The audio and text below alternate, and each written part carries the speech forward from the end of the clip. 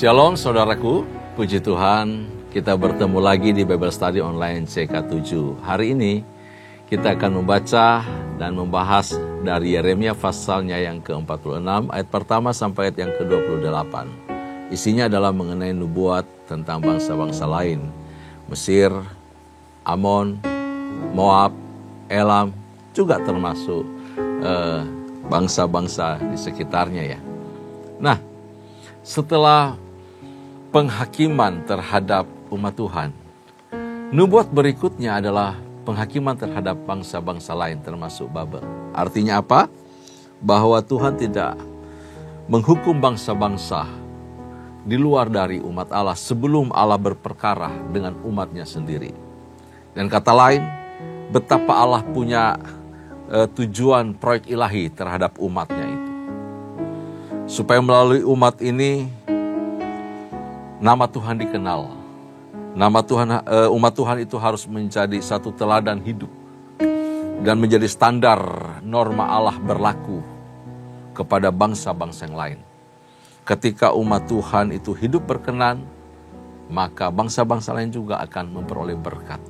Karena apa? Mencontoh apa sebabnya umat itu diberkati oleh Tuhan, disertai oleh Tuhan.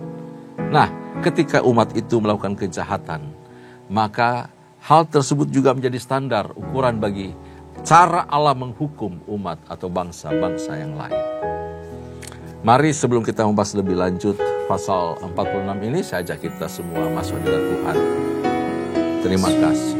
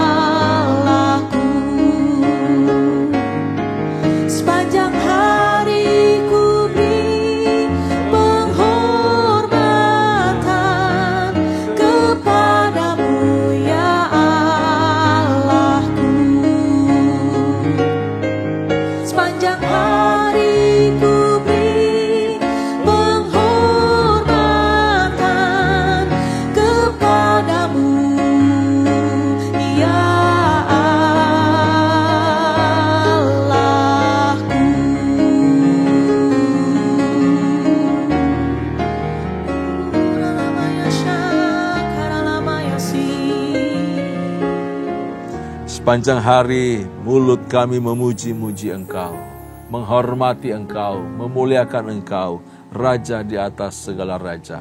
Terima kasih ya Tuhan, kami undang Kau hadir tengah-tengah kami ketika kami membaca, merenungkan kebenaran firman, berbicara kepada kami semua ya Tuhan. Dalam nama Yesus, firman yang hidup, kami bersyukur, kami berdoa, haleluya, amin, amin, amin. Bapak Ibu kasih dalam Tuhan, mari saya ajak kita semua buka Alkitab kita dari Yeremia pasalnya yang ke-46. Di buku saya halaman 869. Dikatakan di atasnya bahwa pasal 46 sampai pasal 51 adalah nubuat tentang bangsa-bangsa yang lain. Firman Tuhan tentang bangsa-bangsa. Kita akan baca dari ayat pertama sampai ayat yang ke-12 ya. Firman Tuhan yang datang kepada Nabi Yeremia tentang bangsa-bangsa. Mengenai Mesir. Mengenai Mesir terhadap tentara Fir'aun Neko, Raja Mesir yang berkemah di tepi sungai Efrat dekat Karkemis. Dan yang dipukul kalah oleh Nebukadnezar Raja Babel. Dalam tahun yang keempat pemerintahan Yoyakim bin Yosia, Raja Yehuda. Siapkanlah perisai besar dan perisai kecil dan majulah untuk bertempur. Pasanglah kuda dan naiklah, hai pengendara-pengendara. Ambillah tempatmu dengan memakai ketopong. Tajamkanlah tombakmu, pakailah baju zirahmu. Mengapa kau lihat mereka terkejut mundur ke belakang? Pahlawan-pahlawan mereka terpukul kalah, lari kocar-kacir tanpa menoleh. Kedahsyatan dari segala jurusan, demikianlah firman Tuhan. Orang yang tangkas tidak dapat melarikan diri, pahlawan tidak dapat meluputkan diri. Di utara, di tepi sungai Efratlah mereka tersandung dan rebah. Siapakah ini yang meluas seperti sungai Nil dan yang airnya bergelora seperti sungai-sungai? Itulah Mesir yang meluas seperti sungai Nil dan yang airnya bergelora seperti sungai-sungai. Ia berkata, aku mau meluas menutupi bumi, membinasakan kota dan penduduknya. Majulah hai kuda-kuda, majulah hai kereta-kereta, majulah berperang hai pahlawan-pahlawan. Hai kamu orang Ethiopia dan orang Put yang memegang perisai dan orang Lydia yang membentur busur. Hari itu ialah hari Tuhan Allah semesta alam, hari pembalasan untuk melakukan pembalasan kepada para lawannya.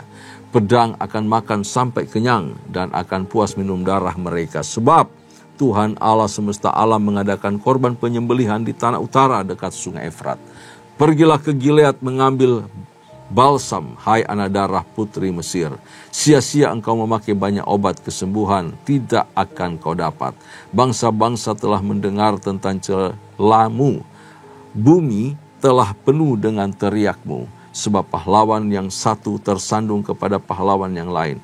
Keduanya rebah bersama-sama. Nah, Bapak Islam Tuhan, Yeremia mulai bernubuat mengenai Mesir. Sebab sejak dahulu Mesir ini menindas Israel, menindas umat Allah, dan belakangan ini memperdaya mereka juga ketika mereka menaruh pengharapan pada orang Mesir. Ya, tetapi yang disampaikan adalah PHP, pengharapan palsu. Dalam ayat yang kedua ini, dinubuatkan, Mesir dinubuatkan akan tergulingnya Fir'aun Neko oleh Nebukadnezar. Jadi latar belakang ayat 1-12 ini bicara mengenai kondisi waktu Fir'aun Neko memerintah dan terjadi peperangan di Karkemis. Waktu dia menuju ke atas, ke Karkemis, lalu kemudian Raja Yehuda, yaitu Raja Yosia yang baik itu, menghadang dia sehingga terjadilah pertempuran. Sebelum dia masuk ke Karkemis, dia berperang dulu melawan Yosia. Padahal Raja Neko juga sudah berpesan, Tuhan berbicara kepadaku, kamu jangan melawan kami. Tapi Yosia tidak mau peduli dengan suara tersebut, dengan perintah tersebut.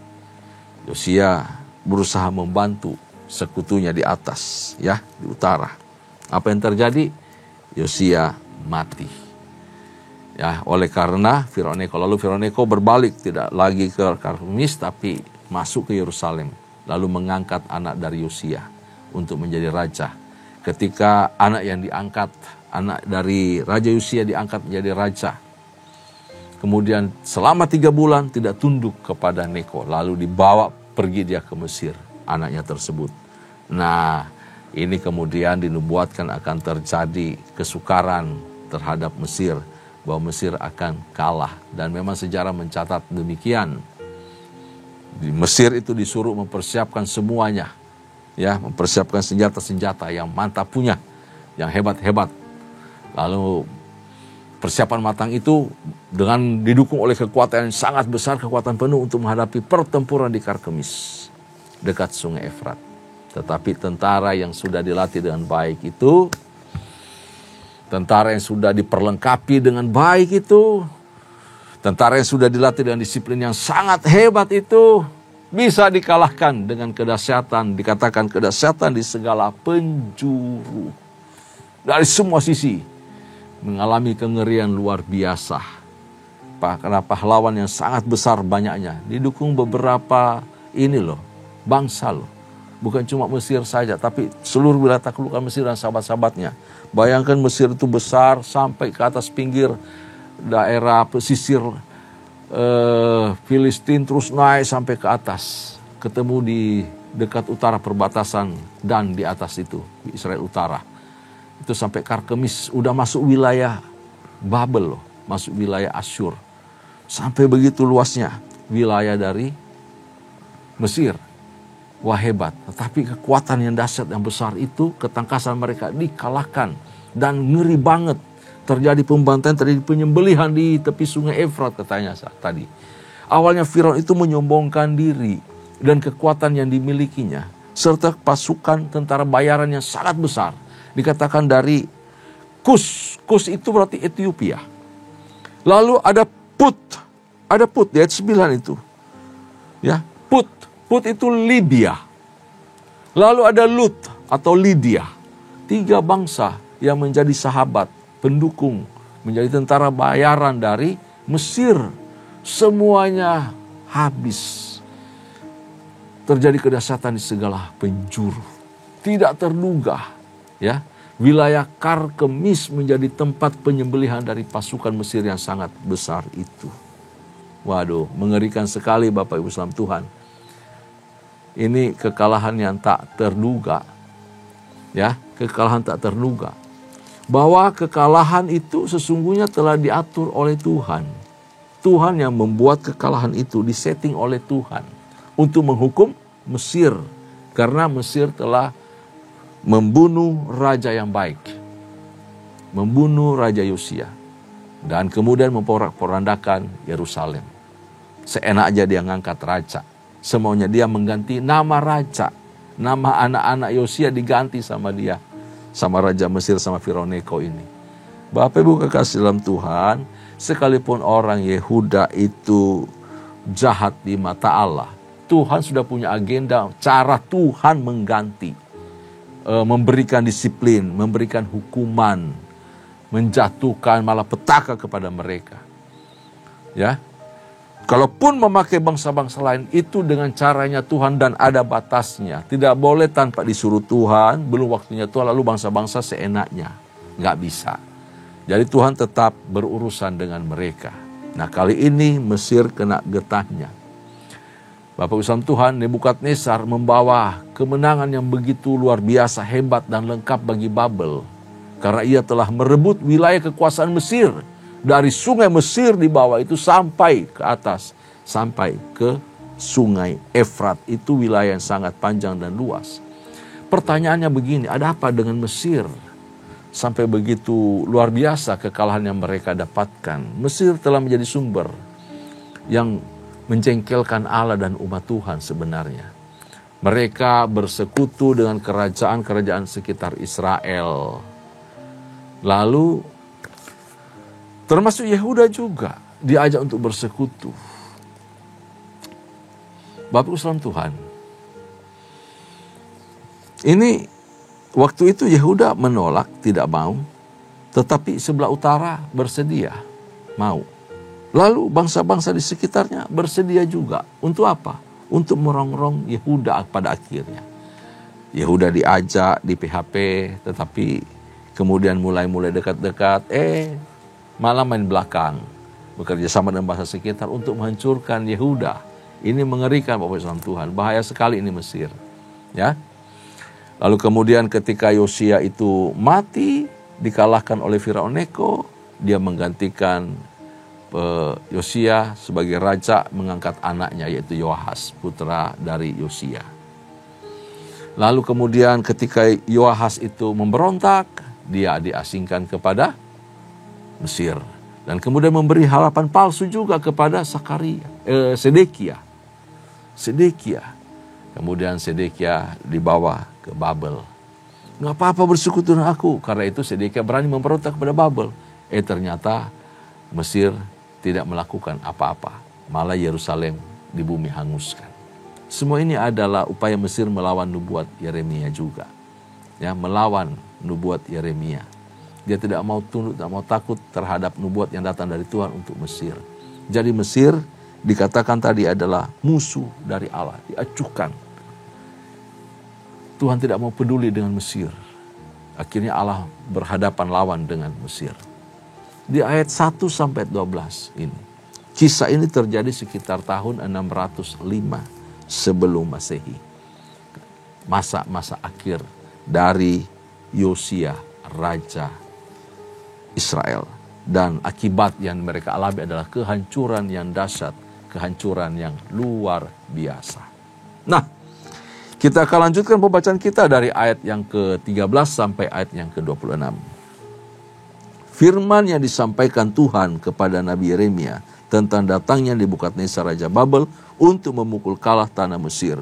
Beritahukanlah di Mesir dan kabarkanlah di Migdol, kabarkanlah di Memphis, di Tahpanes. Katakanlah beginilah tempat, ambillah tempat dan bersiaplah, sebab sekitarmu habis dimakan pedang. Mengapa Apis melirikan diri? Tidakkah sanggup sapi jantanmu bertahan? Sungguh Tuhan itu menundukkan dia. Apis itu nama dewa, yang modelnya adalah sapi. Banyak daripadamu yang tersandung dan rebah. Mereka berkata seorang kepada yang lain, marilah kita pulang kepada bangsa kita, ke negeri kelahiran kita, untuk mengelakkan pedang yang merajalela ini. Sebutlah nama Fir'aun, Raja Mesir, tukang ribut yang membiarkan kesempatan berlalu. Demi aku yang hidup, demikianlah firman Raja yang namanya Tuhan semesta alam. Ia akan datang seperti gunung Tabor yang menjulang di antara gunung-gunung lain, seperti gunung Karmel yang menghancur ke laut. Siapkanlah bagimu barang-barang untuk perjalananmu ke pembuangan, hai putri Mesir yang sudah lama menetap, sebab Memphis akan menjadi sunyi sepi, dijadikan reruntuhan yang tidak berpenduduk lagi. Mesir adalah lembu muda yang elok, tetapi seekor pikat dari utara mendatangi dia. Juga prajurit-prajurit upahan yang ada padanya adalah seperti anak-anak lembu tambun. Mereka pun berbalik dan melarikan diri bersama-sama. Mereka tidak dapat bertahan sebab hari bencana mereka menimpa mereka, yakni waktu penghukuman mereka. Suaranya seperti ular yang mendesis. Apabila mereka berjalan maju dengan bertentara, mereka mendatangi dia dengan membawa kapak seperti orang-orang menebang pohon. Mereka menebang hutannya, demikianlah firman Tuhan, sekalipun itu tidak dapat dimasuki sebab lebih banyak mereka daripada belalang. Tidak terbilang jumlahnya. Putri Mesir menjadi malu, diserahkan ke dalam tangan bangsa dari utara. Tuhan semesta alam, Allah Israel berfirman, sesungguhnya aku mendatangkan hukuman atas dewa Amon dari Tebe, atas Fir'aun beserta Mesir, dewa-dewanya dan raja-rajanya, yakni atas Fir'aun beserta orang-orang yang percaya kepadanya. Aku akan menyerahkan mereka ke dalam tangan orang-orang yang berusaha mencabut nyawa mereka, yakni ke dalam tangan Nebukadnezar, Raja Babel, dan para pegawainya. Tetapi sesudahnya negeri itu akan didiami seperti dalam zaman purbakala. Demikianlah firman Tuhan. Tuhan. Nah, Bapak Saudara Tuhan, tidak hanya di Karkemis. Peristiwa 37 tahun berlalu itu, jadi 37 tahun berikutnya, Mesir dikalahkan oleh tentara Babel. Bukan di Karkemis, tetapi di negerinya sendiri, di Mesir itu sendiri. Kurang lebih, kalau itu di Karkemis, ya, perang itu terjadi 37 tahun yang lalu. Berarti Mesir itu ditaklukkan, dihancurkan kurang lebih tahun 568. Ya, 568. Hal itu terjadi ketika kemudian orang-orang sisa Yehuda itu melarikan diri. Karena 568 Yehuda jatuh, hancur, kalah. Mereka melarikan diri ke Mesir. Lalu di Mesir itu 17 tahun. Orang-orang Yehuda ada di sana, terjadi invasi besar-besaran. Ya, terjadi invasi yang sangat besar-besaran di Mesir, dilakukan oleh Raja Babel. Wah, kita bisa bayangkan orang Yehuda ada di Mesir, berusaha menghindar dari mati, berusaha menghindar daripada kehancuran. Tinggal mereka di Mesir, berdapatkan kenyamanan, ketentraman. Ternyata 17 tahun berikutnya, nubuat Tuhan datang, benar-benar digenapi. Orang-orang dari Babel datang masuk ke Mesir. Dulu 37 tahun lalu, mereka dikalahkan di Karkemis. Kali ini, bukan di luar wilayah Mesir, tetapi terjadi betul-betul di daerah Mesir sendiri. Di istananya Firaun terjadi kehancuran. Nebukadnezar datang menghancurkan tepat persis seperti disampaikan firman Tuhan melalui Nabi Yeremia, bahwa Mesir pasti akan dihukum oleh Tuhan. Dikatakan bahwa mereka tersandung, mereka jatuh dan melarikan diri karena Tuhan menundukkan Mesir. Betul-betul bahwa Tuhanlah yang melakukan peperangan ini. Tuhanlah yang menjatuhkan hukuman kepada Mesir. Pasukan Mesir yang sudah babak belur itu pulang dalam kekalahan yang sangat besar. Mereka berteriak, Firaun Raja Mesir, tukang ribut yang membiarkan kesempatan berlalu. Kira-kira pengertian sekarang zaman modern. Firaun Raja Mesir, engkau cuma tong kosong, bunyinya nyaring. Tidak bisa berbuat apa-apa. Cuma pasukanmu aja gede. Bangga-bangga dengan dirimu, dengan daerahmu, dengan pasukanmu, dengan dewamu. Tetapi ternyata kosong semua. Hancur, berantakan Bapak Saudara Tuhan. Kepercayaan pasukannya kepada pemimpin itu hilang, kepada Firaun hilang. Dan kekuatan mereka makin hancur. Bangsa Babel seperti para penebang kayu digambarkan tadi. Penebang kayu menyapu bersih harta benda. Merampas, mengambil barang-barang berharga dari negeri Mesir itu. Mereka digambarkan seperti belalang, jumlahnya sangat banyak tak terhitung. Ya, mereka mengumpulkan apa saja yang baik untuk mereka rampas dan meninggalkan sisa-sisa dari reruntuhan saja. Dikatakan di ayat 22 tadi. Suara mereka seperti desisan dari ular, membawa ketakutan. Nah, semua tokoh-tokoh yang digunakan oleh Allah di sini menggambarkan kerusakan yang sangat hebat, yang sangat besar, ya, terhadap Mesir, Bapak Ibu saudara Tuhan. Kehancuran yang sangat luar biasa. Mesir itu ditinggalkan tanpa daya, tanpa kekuatan, tidak bisa buat apa-apa. Dan mereka terluka, habis sama sekali. Pertanyaannya, bagaimana dengan nasib dari umat Yehuda yang sudah 17 tahun tinggal di Mesir? Mereka masih menjadi perhatian besar bagi Allah. Allah masih melihat masa depan mereka. Sekalipun mereka sudah terhukum, mereka sudah terbuang, dan mereka melakukan kesalahan yang fatal tinggal di Mesir, Allah sekali lagi masih mau menyampaikan firman-Nya, menubuatkan kepada mereka, ayo please, Tuhan kasih kesempatan untuk mereka bertobat kembali, melakukan apa yang benar. Ya, menjadi perhatian besar bagi Allah dan bagi Yeremia untuk peduli dengan kondisi orang-orang Yehuda tersebut, orang sisa saja, kaum-kaum sisa. Pada akhir pasal ini ada kata tetapi, ya, di ayat 27. 26. Ada kata tetapi di situ. Tetapi sesudahnya negeri itu akan didiami seperti dalam zaman purbakala. Demikianlah firman Tuhan. Setelah Mesir menjadi sunyi sepi, Allah akan memulihkan negeri itu bersamaan dengan pemulihan umat Yehuda pada zaman Ahasweros. Sebab tidak hanya Yehuda yang dibawa pergi untuk kemudian dibuang ke Babel, tetapi juga banyak bangsa-bangsa di sekitarnya. Semua dibuang menuju wilayah utara. Dan apa yang terjadi ketika Babel dikalahkan oleh Media Persia?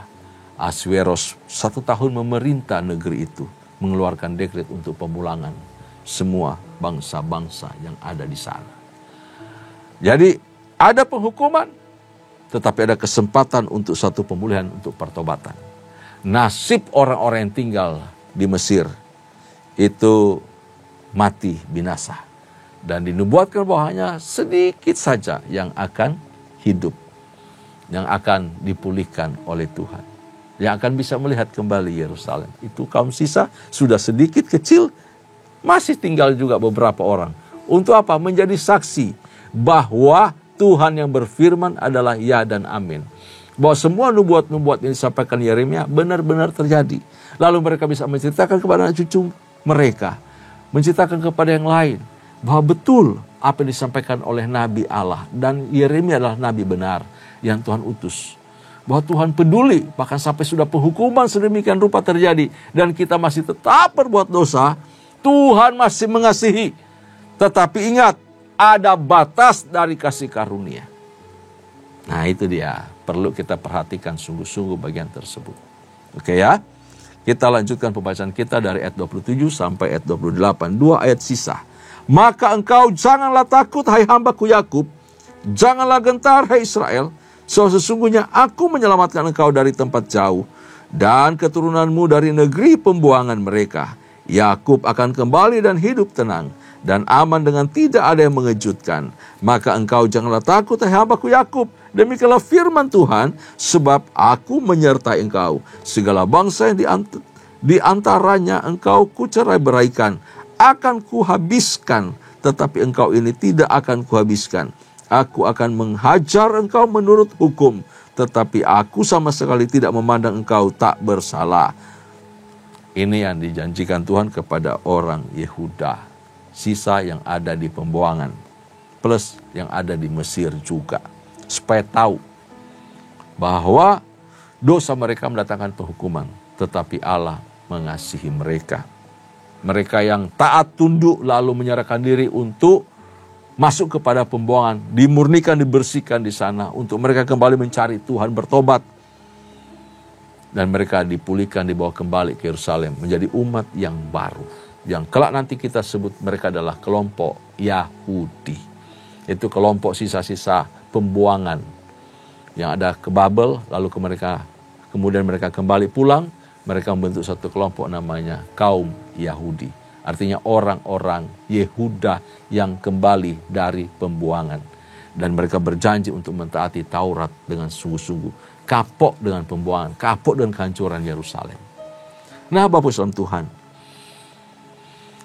Tuhan menasihati mereka. Untuk mereka yang sudah terserak itu, tidak boleh takut, tidak boleh gentar dengan nasib mereka. Hebat. Janji ini adalah janji yang penuh nada belas kasihan dari Allah bagi mereka yang taat. Makanya itu dikatakan sini, disapa dengan sapaan yang sangat lembut. Hai hambaku Yakub, aku menyelamatkan engkau dari tempat yang jauh. Aku menyertai engkau. Inilah janji yang disampaikan Allah kepada mereka, umat yang dikasihinya, yang taat kepada firman-Nya. Ini adalah janji penebusan dan pemulihan dalam perjanjian lama. Janji penebusan. Allah menebus umat itu tidak hanya dari Mesir, tetapi juga dari pembuangan di Babel. Hebat ya. Dan kepada kita ada penebusan yang sejati yang dikerjakan oleh Kristus bagi semua umat manusia. Dan bagi yang percaya kepadanya tidak binasa, melainkan beroleh hidup yang kekal. Bagi umatnya ada pemulihan yang dijanjikan. Yesus telah mati bagi kita. Dia korban penebusan. Dia korban penebusan salah, kurban penebusan dosa, dan kurban keselamatan bagi setiap orang yang menjadi umat kepunyaannya. Luar biasa Tuhan kita. Dulu di perjanjian lama ada umat yang namanya Israel dan Allahnya. Di perjanjian baru, Kristus Yesus Allah yang sejati itu berurusan dengan kita sebagai umatnya. Kita diproses, dibentuk dari hari ke hari. Dia menyembuhkan, dia memulihkan kita. Dia menebus kita dan menyelamatkan kita. Itu pekerjaan hebat, pekerjaan luar biasa. Dan hal itu hanya bisa dikerjakan oleh Kristus. Dilakukan dengan kasih-Nya. Dengan kasih-Nya. Hebat ya. Karena itu kita bisa mengasihi Kristus. Karena Yesus telah mengasihi kita. Terus lakukan tindakan kasih dan hidup di dalam kasih. Karena Yesus sudah mengasihi kita. Amin. Tuhan Yesus memberkati kita semua umat Tuhan. Tundukkan kepala, kita berdoa. Terima kasih ya Tuhan, untuk hari ini kami ucap syukur. Engkau Allah yang adil di dalam segala perbuatan tangan-Mu. Engkau juga menggenapi janji-janji, nubuat-nubuat yang disampaikan oleh Tuhan kepada nabi-nabi yang Kau utus untuk berbicara kepada umat. Bahwa semua yang disampaikan itu bukan suatu isapan jempol saja, tapi suatu kenyataan, suatu bukti bahwa Allah yang berfirman adalah Allah yang hidup, Allah yang mengatur alam semesta, Allah yang maha kuasa, Allah yang maha tahu. Karena itu kami mengucap syukur, kami punya Tuhan yang hebat. Kami punya Tuhan yang luar biasa. Hal ini mengingatkan kami untuk kami belajar hormat, takut akan Tuhan dan mengasihi Engkau dengan segenap hidup kami. Bahkan Engkau telah mengasihi kami. Engkau berkorban, Engkau menebus, Engkau memulihkan kami orang berdosa ini. Untuk menjadi umat kepunyaan-Mu, milik pusakamu. Kami mengucap syukur ya Tuhan. Terpuji-pujilah nama-Mu. Kiranya kasih kami juga meluap kepada Engkau. Dan nama-Mu dipuji, dipermuliakan. Terima kasih Bapa. Berkati semua umat-Mu, berkati kami. Dalam nama Yesus Tuhan. Kekasih-kekasih Tuhan, sebelum kita berpisah, mari arahkan hatimu di hadapan Allah. Dan terimalah anugerah serta berkat yang melimpah dari Allah Bapa, kasih sayang dalam Kristus Yesus Tuhan, serta persekutuan yang manis dengan Allah Roh Kudus menyertai kita semua. Mulai hari ini sampai parusia, Tuhan datang pada kali yang kedua, bahkan sampai selama-lamanya. Setiap kita yang percaya dan terima berkat sama-sama katakan, amin, amin. Tuhan Yesus memberkati kita. Shalom.